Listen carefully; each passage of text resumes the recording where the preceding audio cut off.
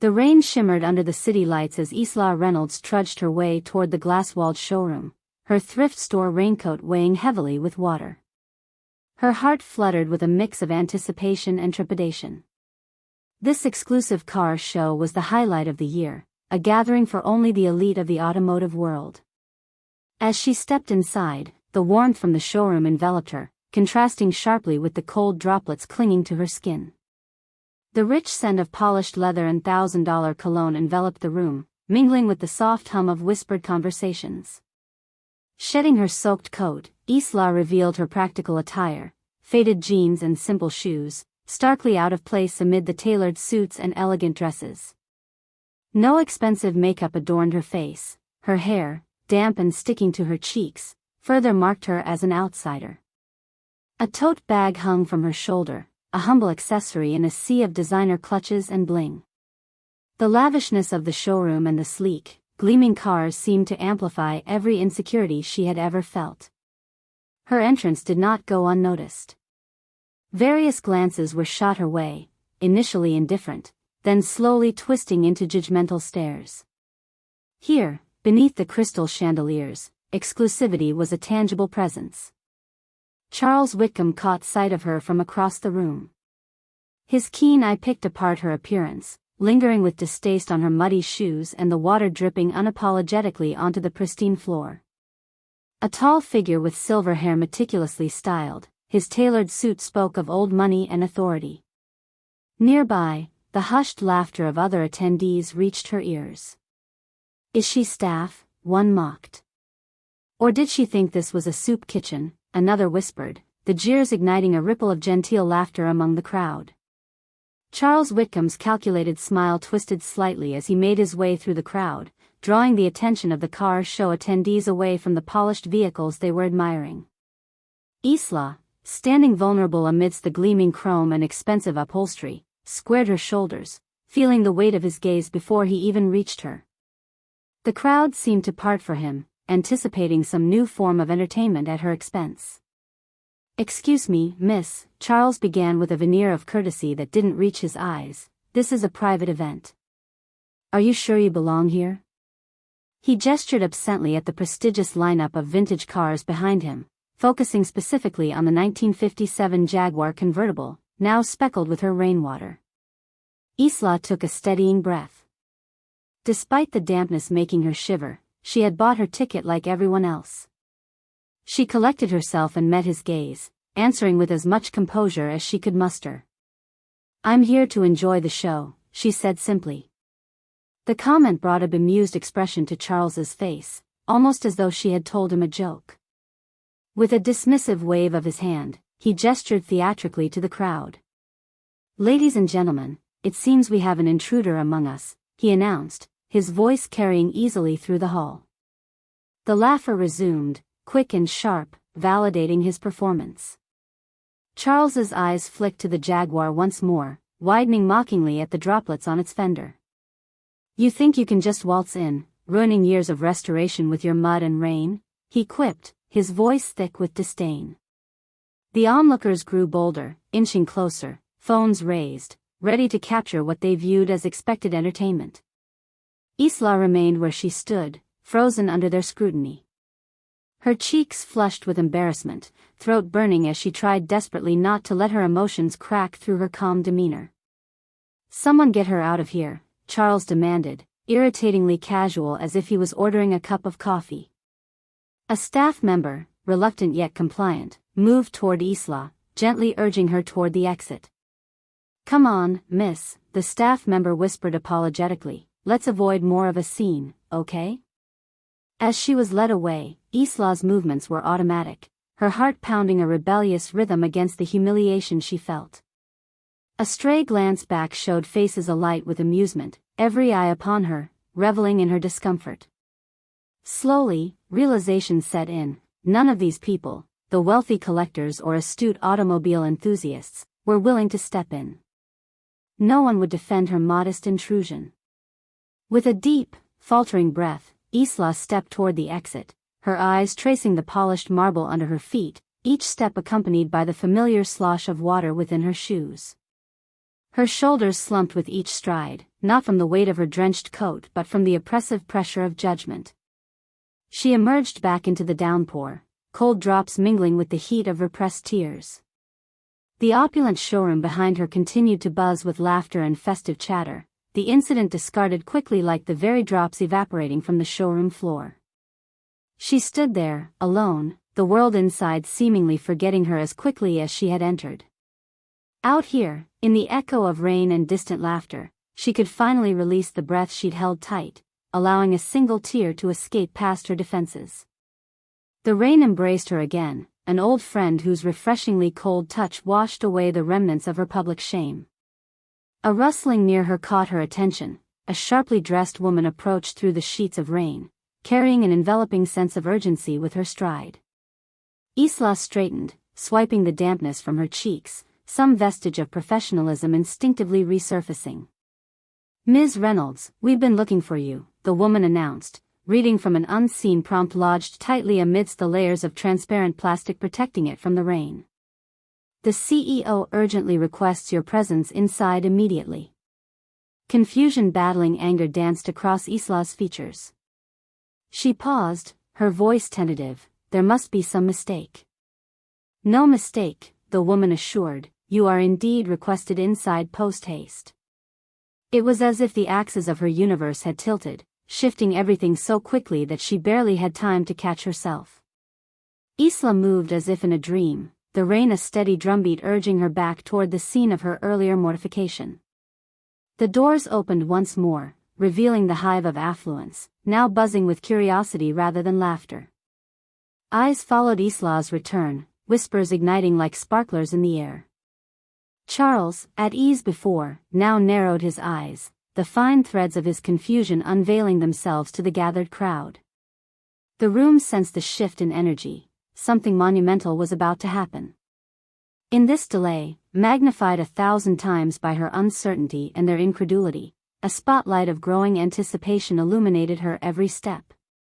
And as clarity, slow and inexorable, gripped each attendee, Isla felt the promise of upheaval bubbling anew in her chest. The air hummed with possibility, a symphony suspended, waiting for the truth to spill over and drown them in revelation. As Isla followed the elegant woman further into the heart of luxury and disbelief, under the very lights whose glare now softened, she knew the stage was set for an unveiling that held infinitely more weight than her earlier rebuff.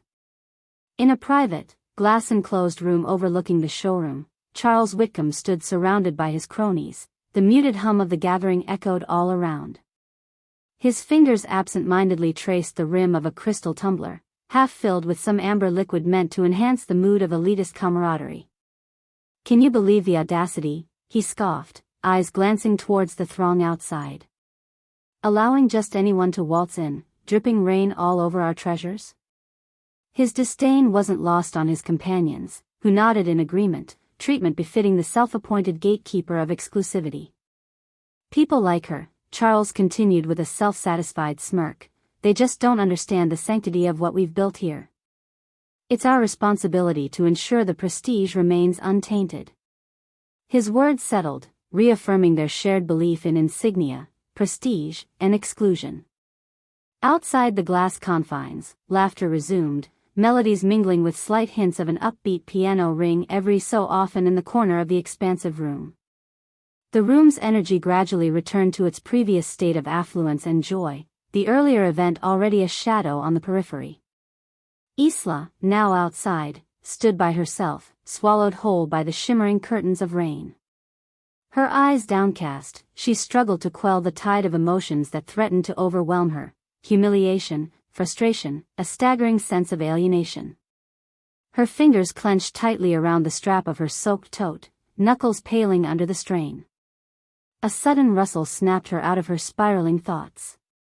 The woman, stylish and composed, was making her way toward Isla with an envelope in hand, eyes fixed firmly on her despite the downpour softening the edges of everything around them. "Ms. Reynolds," the woman addressed, a note of urgency threading her natural poise, "you must come back inside. The CEO is eager to have a word with you." She thrust the envelope into Isla's hand, offering no alternative for refusal. The rain seemed to pause as Isla's curiosity wrestled against her hesitation. Logic warred with the remnants of her pride, and yet curiosity prevailed, pulling her back toward the nightmare she had walked away from, albeit with renewed purpose. Her fingers trembled against the weight of the envelope, its crisp corners a resolute armor to the undercurrent of emotions swirling within her mind. Though the crowd's gaze was initially diverted, the whisper of murmurs quickly spread through the venue, eyes eventually anchoring on Isla's approach. The entourage around Charles slowly dissolved as attendees began to sense the impending revelation. People adjusted their stances, subtly shifting their interest toward this unassuming woman they had once dismissed entirely. Inside, a poised and distinguished figure stepped out from a secluded office, a mover within the prestigious automotive firm. Evelyn Reynolds was known for her meticulous attention to detail and wisdom belying her years, all traits that had propelled her to CEO of the prestigious brand hosting tonight's affair. Charles's confident exterior slipped slightly when Evelyn approached, recognition igniting in his eyes. He watched, in growing dismay, as she made her way through the gathering, deliberately moving toward Isla with an air of confident assurance. As Evelyn reached Isla, she paused, glancing briefly around the room before addressing the gathering. "Ladies and gentlemen," she began, her voice calm and asserting dominance, "allow me to introduce Isla Reynolds, the visionary designer behind our upcoming luxury line." The introduction wrought a collective intake of breath among the guests. No longer dripping raindrops, evaporating into nothingness, Isla now stood under a new light, Evelyn's words revealing her pivotal influence in the automotive industry. The unfinished whispers died as their tongues caught on disbelief. Charles stood frozen, disbelief etched upon his typically composed features. The room swirled around him, the echo of his earlier words rebounding with silent mockery. Eyes still strained toward Isla almost uncomprehendingly, hearts clutched ever tighter against each revelation Evelyn layered forth. As the lead automotive engineer, Evelyn continued with unprecedented pride, "Isla's creative genius has redefined the vintage-inspired elegance our brand aspires toward." She paused, allowing her words to resonate. "The very car everyone admires this evening bears her mark, the promise of unparalleled design coupled with her precise attention to innovation." Isla met Evelyn's gaze with quiet strength, her calm acceptance a symphony of understated elegance, a stark contrast to the earlier cacophony of snobbery and disdain surrounding her. She felt a strange sense of vindication stirring amidst the chaos of revelation, her contribution no longer overshadowed by material trivialities. As the room processed the weight of Evelyn's announcement, confusion turned swiftly to respect. Guests shifted, uneasily at first, then with careful realignment to acknowledge gratitude. Cameras that had once captured scorn now sought Isla as their willing subject, eager to capture the essence of her burgeoning acclaim. Charles, adrift in the sea of shifting allegiances, could only manage a swallowed gulp as Evelyn's words continued to echo throughout the room. The harshness of reality settled upon him, magnifying the contrast between his assumptions and Isla's undeniable presence, her sophisticated work unsusceptible to rain's drizzling intervention. Isla, however, refused to gloat, her demeanor consistently resonate of calm strength and humility. Instead, she allowed the values she held dear to lift naturally from every pore, her intrinsic value derived not from appearances but from the substance of meaningful creations, fostering change even amidst adversity. The richness of Evelyn's concluding address marked the night with fervor, a celebration that transcended Isla's temporary discomfort, elevating her to a pedestal framed not just by mechanical genius but by an understated resilience born of empathy and understanding. Amid the sea of recognition and shifting allegiances, Isla Reynolds stood resolute, her existence now a bright spot amid the opulent surroundings. The realization of her true identity rippled through the elite gathering like a sudden gust, causing photographers to lower their cameras and guests to reconsider their earlier judgments. As Evelyn Reynolds continued to address the audience, a palpable energy took hold of the room, a collective anticipation of what was to come. "Tonight," Evelyn announced with a composed smile, "is a celebration not only of the incredible vehicles that define our legacy but also of the innovative minds that continue to shape our future." Those words hung in the air, echoing the sentiment that the industry was not merely one of tradition and exclusivity, but one of innovation and inclusivity, a juxtaposition that the gathered elite had been reminded of by Isla's unassuming yet impactful presence. Isla's identity unraveled layer by layer, her reputation as a talented engineer with a penchant for vintage artistry solidifying among the guests. The whispers swirled around themes of puzzled admiration and grudging respect, the room reveling in the transformation of perception, a testament to Isla's prowess, now spotlighted in Evelyn's affirmations. Silas Chamberlain, a respected collector with an affinity for intricate design, approached Isla with an outstretched hand. "My apologies, Ms. Reynolds," he began, humility tangible in his tone. "Your work speaks for itself. It's an honor to finally meet the engineer whose reputation precedes this remarkable event." Isla accepted the gesture with grace, offering a nod of appreciation. Guests gradually approached with similar sentiments, their earlier derisive laughter now replaced by attempts to align with her success, understanding the mistake they had made by initially judging her attire rather than her achievements. Among those observing was Charles Whitcomb, still somewhat rooted in the disbelief Evelyn's revelations had delivered like a firm rebuke. The mask of confidence he typically wore now slipped in the face of inadequacy. He exchanged uncomfortable glances with those around him, acknowledging a fate he could neither avoid nor mend. As the crowd recalibrated to accept Isla's place among them, Charles found himself consumed by an internal struggle. Part of him clung desperately to the exclusivity he had always championed, while another part, a shrinking faction, wrestled with the shame brought upon by his earlier actions. Evelyn, meanwhile, continued to orchestrate the event with deft precision. Every interaction she had was purposeful, bridging gaps between attendees and embracing the change Isla's emergence symbolized. The evening's grandeur seamlessly wove itself into the fabric of the powerful narrative assembled before them. The chatter in the room took on a new life, with guests quickly adapting to this unforeseen change in dynamics.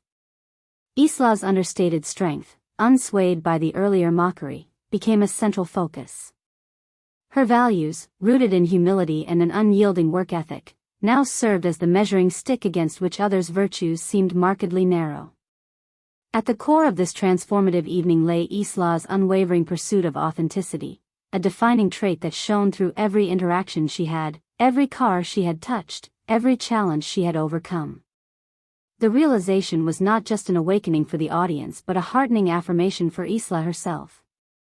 Elaine Richards, a renowned journalist with an eye for untold stories, sidled up to Isla with her pen poised. "Ms. Reynolds, your story is nothing short of inspirational. Can you share what drives you to create such masterpieces?" she queried, genuine curiosity mirrored in her intent gaze. Isla considered Elaine's question thoughtfully, taking in her surroundings and the newfound respect emanating from them. "I believe in the beauty of innovation," she responded, her voice steady and sincere. "Not innovation for the sake of novelty, but innovation that evokes emotion and leaves a legacy. The past tells a story, and I'm inspired to carry that narrative onward, in ways that connect us all." Evelyn's presence loomed large in this evolving narrative, orchestrating change and challenging antiquated biases that had once stifled Isla's authenticity. Her adept guidance turned this gathering into a spectacle that celebrated Isla's ingenuity rather than her appearance, a banquet honoring substance over superficiality. The ambience inside the plush showroom underwent an ethereal transformation. Sparkling lights cast new patterns, accompanied by scents reminiscent of nostalgia-filled upholstery and new beginnings. Every guest bore witness to the performative alchemy of redemption embracing Isla, inspiring powerful and enduring introspection. Finally breaking from his internal monologue, Charles allowed his feet to carry him toward Isla, anticipation clashing with dread propelling him forward. He paused hesitantly before her, all attention diverted to their unfolding exchange, a microcosm of the night's larger emphasis on humility and understanding. "Ms. Reynolds," Charles began awkwardly, his voice low and contrite, "I owe you an apology. My assumptions earlier were misguided. You've shown all of us what true brilliance looks like." Isla weighed his words carefully, aware of the many glances meeting their interaction. She offered a faint, enigmatic smile, acceptance mingled with the dignity she had cultivated throughout the evening's many revelations. "Thank you," Charles, she said, her voice steady, I appreciate it. We all make mistakes, it's the lessons we take away that truly matter. As the room settled into the final moments of revelry, Isla felt a sense of completion. She had come to the event expecting a celebration of cars, but she had found something far greater, a celebration of resilience, community, and transformation. The evening's unfolding was a testament not only to her journey but also to the potential within the industry she inspired. Isla's presence remained a lingering imprint as the night drew near its finale, her influence altering the landscape of perceptions and prejudices with graceful impact. Long after the engines fell silent and the showroom dimmed, her legacy, uncloaked from the onset of reign, endured, forever etched into the annals of engineering prowess and indomitable spirit. The persona surrounding her drifted with newfound vibrance, distinctly aware that Isla Reynolds had inspired a recalibration of perspective that could not be reset with the dawning day. The aftermath of Isla Reynolds' public recognition rippled through the refined establishment like a seismic wave, leaving a landscape transformed in its wake. Conversations shifted focus, rivulets of narratives intertwining with newfound appreciation for the talent cloaked in simplicity, proof that brilliance sometimes wears the most unassuming guise. Evelyn Reynolds, ever the orchestrator of meaningful change, moved with deliberation, her presence commanding attention as she made her way across the showroom floor toward Charles Whitcomb. There was no gloat in her stride but rather a clear intention to address the imbalance his actions had sown among the guests. Charles, Evelyn said, her voice both firm and filled with measured grace, we need to talk. The intent behind her words halted his restless pacing, and beneath the calm exterior, he recognized the gravity of this reckoning. Guests watched, a silent audience to this unspoken reevaluation of purpose and conduct. With each word, Evelyn dismantled the facade of elitism that Charles had erected, emphasizing the need for a change that embraced inclusivity and celebrated the diversity of creativity. You allowed your prejudices to cloud your judgment, Evelyn continued, her tone unwavering. This gathering isn't merely about showcasing wealth but honoring innovation and genius. Isla exemplifies that. Your actions tonight were contrary to everything we stand for. The crowd's attention honed in on their exchange, a living testament to the reckoning taking place before their eyes. Charles struggled for words, his earlier bravado utterly dissolved. I'll do better, he managed, though the uncertain tremor in his voice belied years of ingrained belief struggling to reform. Evelyn nodded, acknowledging the sincerity beneath his faltering confidence. See that you do. Remember tonight's lessons because complacency has no place in progress. She glanced meaningfully at the surrounding guests, underscoring the event's permanence in reshaping perspectives. Gradually, the glittering event resumed its rhythm, yet vestiges of change weaved through the remaining conversations. Mention of Charles's prior indiscretions trickled through discussions, each shared account a measure of public sentinelism, and guests who had earlier dismissed Isla now sought to capture some essence of her success, even in the form of a networking opportunity. Elsewhere, Isla found herself in the center of a whirlwind. Guests who had once cast doubt now approached her with earnest eyes and genuine interest, eager to glean insight into her creative process and future aspirations. She obliged with grace, humbly sharing her passion for design and the inspirations fueling her commitment to authenticity. A supportive circle formed around her, keen to champion her experience as emblematic of the values they revered: ingenuity, resilience, grace. Isla was enveloped within this newfound camaraderie, a collective acknowledgement ensuring that spaces long dictated by hierarchy of appearance morphed into realms of mutual respect. Meanwhile, digital echoes of the evening circulated with intensity, threads weaving Isla's story into an expansive tapestry shared across social media.